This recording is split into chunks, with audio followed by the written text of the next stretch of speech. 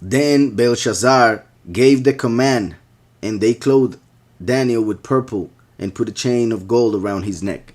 So even though he rejected the honors, the king kept his word, and since he was able to interpret the writing on the wall, he gave him the honor of king to Daniel, to show that when the last appears as the hand to announce the fall of Babel, he will become the king of the earth, taking the place of the beast when the splendid ones, the Persians, take over Babylon. So then Belshazzar gave the command, and they clothed Daniel with purple and put a chain of gold around his neck, and made a proclamation concerning him that he should be the third ruler in the kingdom. That very night, Belshazzar, king of the Chaldeans, was slain. That very night. And Darius the Mede, Darius means sovereign. So we could read here, in the sovereign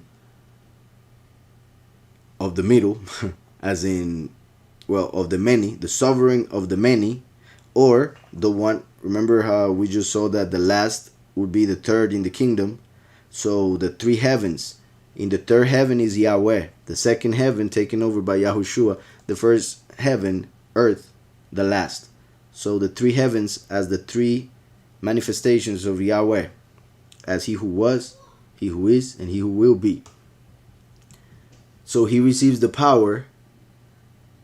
And then the sovereign of the many, who is in the middle, received the kingdom.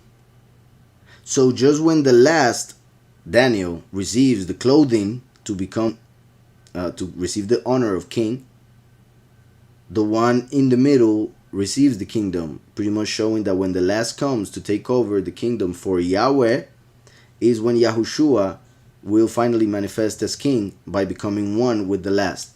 I hope that is being understood, but it's very interesting and important how this happens here. Daniel gets dressed as king, and then Darius, the sovereign of the Mede, the sovereign of the Medes, but here it says, and Darius the Mede received the kingdom, being about 62 years old. He received the kingdom being about 62 years old.